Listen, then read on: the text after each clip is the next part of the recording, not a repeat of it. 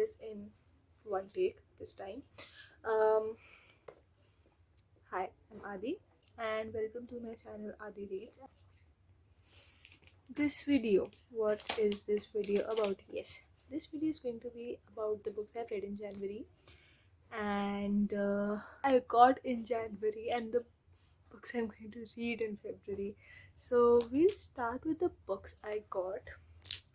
Let me first arrange them in a presentable manner. Okay, two of these books I actually got on the 31st of December, so they could not be included in my book haul reel for December. I could not include them, and I really want to show them off, so I'm going to include them in this video and in my January book haul reel.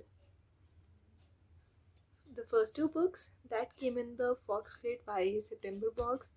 I won this box in September, and I was like, it was the first ever giveaway I actually won. So the first book of the month for the YA box was Small Favors. I have no idea what this is about, but this is by Erin A. Craig, and this came with an author signature template and an author note. This is a really pretty book. Like, look at this. Look, gold foil and everything. Amazing.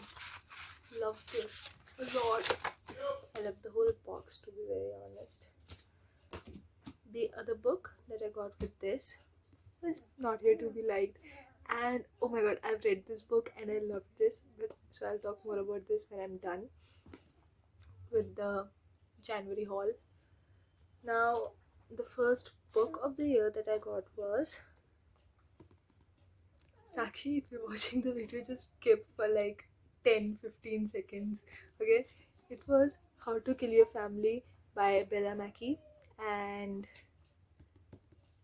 this is a book I'm gifting my friend, to my best friend, for her birthday. It's in April, but I'm a slow reader sometimes.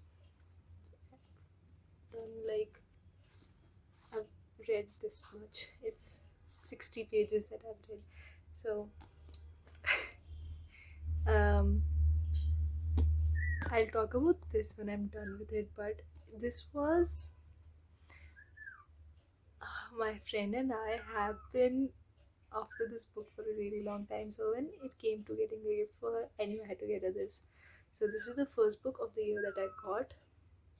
It's not even for me. Doesn't matter though. I'm really happy to read this. So only make a claim on their fortune, get away with the above, adopt a dog. Adopt a dog. Whatever you want to do, adopt a dog at the end. That is the aim. So, and the cover is amazing. It has been really hard for me to hide it from her, but luckily she is off of Instagram for now, so I'm definitely taking advantage of that. So next, the first book of the year that I got for myself is this time next year, by Sophie Cousins, I guess. This is a love story which is right up my alley, but I did not know this is not the same author as of in 5 years, which was dumb of me. I did not have to assume it, but I did because the covers look similar. But I have it and I love it already. I have not read it, but I love the cover. It's a really pretty cover, and I love pretty covers. Next is Onam in a Nightie from HarperCollins. I got this in a giveaway. I won a HarperCollins giveaway, so I got this in there. And this is stories from a Kerala quarantine, which is super interesting. And I want to read more Indian authors this year, so this is a welcome addition to my shelf, which is weird. Okay. Next is a blind date book that I got from chapter ones, and the description of the blind date was: for one, a rock band fandom is everything. For the other, playing in the band is a dream. What happens when they're together? Does life shatter this dream? And this felt like it is, if this gets out, which is on my radar ever since I heard about it, but that's irrelevant. Anyway, I thought this was that, but it was not, and it was still equally great because it was. I was born for this, and I love Alice Osman so much. I just like, after this, after I got this, I just have to get the 4 Heartstopper comics, and I have to get Solitaire. That is it. 5 books, which, like, come on. To be fair, Heartstopper comics are expensive right now, so I can't get them just yet. But I'll get them soon. So I still have to get Solitaire, but that is just one book. So happy. Next, okay, now that I've shown you these, I can move on and talk to you about the books I've read in January, which is 12, the number of books I read in January. 12 books. That is amazing to me. Okay, so 12 books in January, and the 12 books that I finished were, okay, number 1, Memorial by Brian Washington. I listened to this in audiobook format, and I basically picked it up because Jack Ben Edwards suggested it like long back in one of his videos, and I thought the concept was interesting. What the concept was, let's see. I have to read out the blurb. I finished it like on the 3rd or 4th of January, although I had been listening to it since November, I think. It's been a while.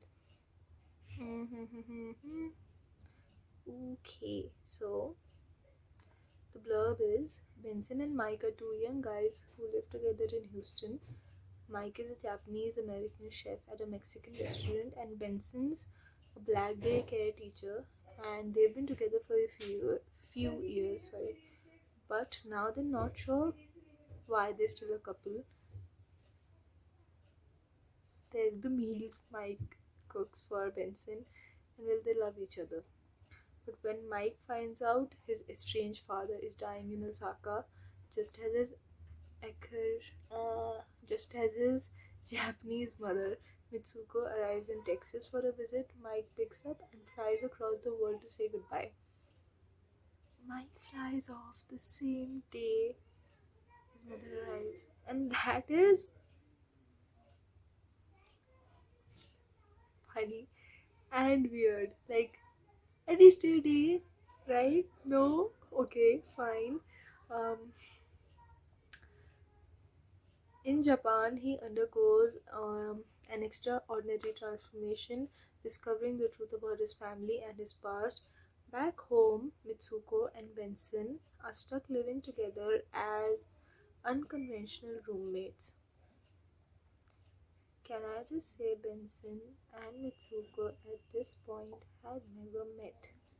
Never met before this. This was the first time they met, and they had to end up living together for however long Mike had gone back to Osaka for. Without Mike's immediate pull, Benson begins to push outwards, realizing he might just know what he wants out of life and have the goods to get it. Both men will change in ways that will either make them stronger together or fracture everything they've ever known, and just maybe they'll be okay with it in the end.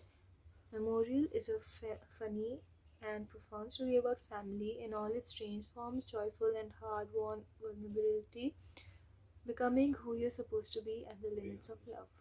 So, this was a roller coaster. This book, you literally fall in love with the characters, even though they are weird.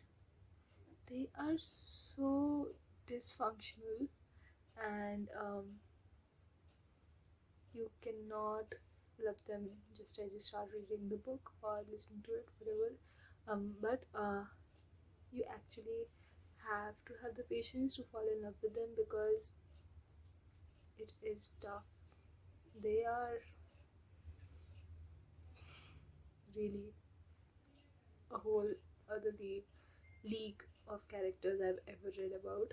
But I really enjoyed reading this, and this was, let's see, I gave it a 3.5 or 4 stars. I don't really remember, but it was really good. I had really good time listening to it. Um, the ending does not really, it's not really a happy ending, but it's not a sad ending, it's just there, right? So the author just gave you like an ending that they had the discussion, and you can either think that they broke up or you can think that they got together, whatever you want to think about. So the ending is up to your interpretation, and I really like that because this deserved an ending that was up to interpretation. The next was Metamorphosis, and this was an arc that I got. It was poetry, and I hardly read poetry, so I really liked some of the poems in it. They were divided in 3 parts, and the second part I think had a lot of artistic poems. By artistic poems, I mean there were poems about Van Gogh, there were poems about Julius Caesar, and stuff like that. So it was a really nice read for me. The third book I read was Chef's Kiss. This was another arc that I got off NetGalley, and it was a cute little graphic novel. I'm not going to get into it because it was light read, a really light read, and I got done with it in like a few hours because it took me a while, right? But it was cute and something I would read if I want to take a break from all my heavy reading. The fourth book was The Flat Share, and I absolutely loved it. One of my Bookstagram friends, actually two of my Bookstagram friends, one of who has her own YouTube channel, which I'll link in the description. She's amazing. Go subscribe and follow. Okay. So The Flat Share is by Beth O'Leary, and I did not expect this book to be as good as it was. About how Tiffy and Leon share a flat, and not just a flat, they share a bed. The roommates, though, they've never met, and Mo needs a cheap flat and fast. Leon Twomey works nights and needs cash. Their friends think they're crazy, but it's the perfect solution. Leon occupies the one bed flat while Tiffy's at work in the day and she has the run of the place rest of the time. But with obsessive ex boyfriends, demanding clients at work, wrongly imprisoned brothers, and of course the fact that they still haven't met yet, they're about to discover that if you want the perfect home, you need to throw the rule book out the window. The concept was so interesting, and oh my god, it was like the perfect book. So this book, like, Beth O'Leary did an amazing job with describing trauma and gaslighting and abusive relationships. It was amazing. On the other hand, though, Leon's relationship, when it breaks off, I'm sorry for the um, spoilers, but they're bound to happen. So when Leon's relationship broke off, the best thing about it was how his ex was not portrayed as this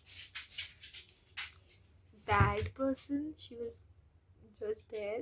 It was amicable, I guess. They just stopped getting along, which is nice.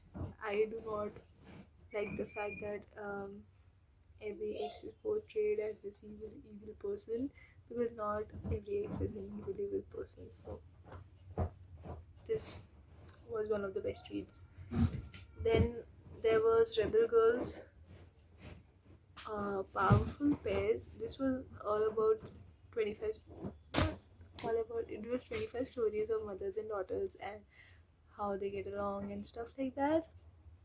Really nice. It was another arc of Ned Kelly. I had a lot of arcs from Ned Kelly this month. The next one was The Setup by Falguni Vathari. I listened to it on Audible. It is an audio book, audio novella.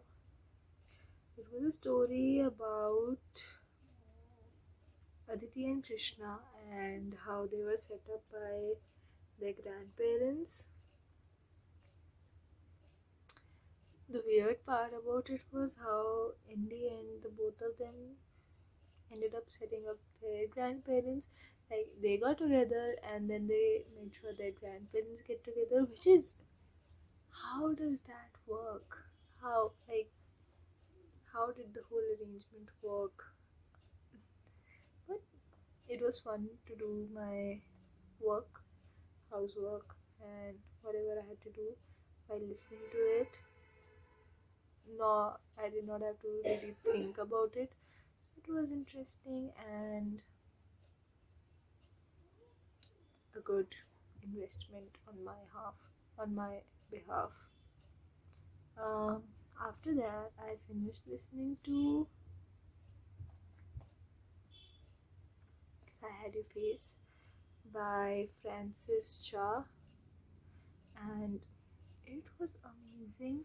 Um, I picked it up because I saw Fully Fictional.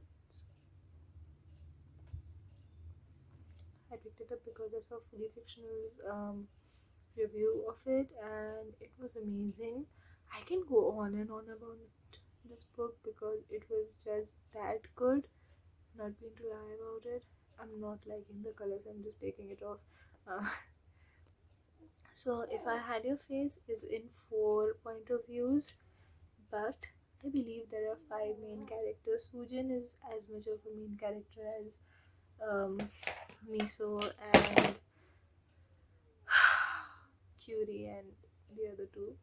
So it was about the Korean beauty industry and saloon room girls and artists. Basically, these were 4 women who lived in the apartment, women who lived in the apartment, in an apartment building, and their relationship with each other, their relationship with the society, their place in the society, and it was so good. The descriptions was amazing, and nobody died. Like, people died, of course, but like how people die, not they were not the people who died, which was the best part because Josna's review had me believing one of them is going to die, and I would have thrown hands if any of them died. I did not want them to die, but they did not die, so I'm happy. After that, I finished reading Malibu Rising. Malibu Rising was so good. I finished Seven Husbands of Evelyn Hugo long back, and I really loved it. I put an all-nighter to read it, and then I read Malibu Rising, and I am a Taylor Jenkins Reid fan now. I have to read all of her books because the way she writes down emotions is amazing. I have yet to read people who write down emotions like that. They are just, it was so good, and it was the first ever book I annotated for myself. Nobody else is going to read my copy anytime soon, so it was amazing. After that came another arc, actually 2 arcs back to back. Quick and Easy Guide to Asexuality. It was off of Ned Kelly again, and no words, just amazing content over there. Then I read a manga from NetGalley. It was Lovesick Ellie, and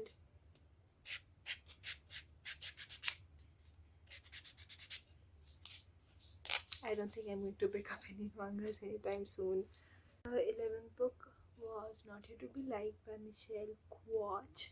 I looked it up. So the reviews all say how feministic the book is, which is true. What I really liked about it was how perfectly the author has described what feminism is to a 14, 15, 16, 17 year old, someone who's in school basically. How, as a person who just gets into feminism, thinks that it is about hating men. So that was super amazing, honestly. Not even going to have any second doubts about it. The one thing I did not understand though was Eliza's and Lynn's relationship. How did they end up together? I don't get it. I really don't get it. I guess I would have got it if I still was in high school, or even like, you know, closer to their age. But overall, it was one of the best books in January. I read all the books that weren't, either novellas or arcs. I had a fun time reading them. So I'm going to say January was pretty good to me when it came to reading. All the books I finished were amazing, and they left me happy, and they left me wanting to read more. The last one was another manga. My idol sits next six sit ah, my idol sits the next desk over. It was again from NetGalley. I applied for a lot. I requested for a lot of books on NetGalley this month, and a lot of them got accepted. So February is going to be full of NetGalley books as well. I'm really happy though. And I'll be happier if sorry, if Love on the Brain also gets approved. Fingers crossed. Uh, right. My idol sits the next desk over. Like I said, I'm not going to pick up any mangas anytime soon. I Love Kelly was okay. This was okay, but they were just not for me. So I'm going to lay off of them right now. That was my January wrap up. Now, moving on to the books I'm going to read in February. I've written them down this month. I have to finish How to Kill Your Family, obviously. Hopefully, I'll get it done by this month. I do not want to stretch it longer. Then I'm annotating Red, White, and Royal Blue, one of my favorite books ever, from one of my favorite people ever. After read Ace of Spades, I wanted to finish this back in January, but I just couldn't. I don't know why I couldn't. So I'll probably finish that. Then comes a few read a lot of arcs that I have to finish this month, starting with The Rebound and Am I Allergic to Men. I'm supposed to get done with Am I Allergic to Men by tomorrow, which is the 3rd of February. Hopefully I can do that. I'm like 20% through with it already. Fingers crossed again. The Life You Left Behind and On Schedule. These are all the NetGalley arcs that I've got for this month. And I am really enjoying The Rebound and Am I Allergic to Men, so hopefully I'll enjoy the other two as well. Then I have to read Club You to Death and The Book Thief for one of the book clubs I'm part of. I'm also going to read Jake and Fiona for a second book club I'm part of. So these are what a few of the books I really want to get done this month. So I think February will be a good month for me as well. All for now, and I'm going to go edit this, put this on, and then continue reading. Bye.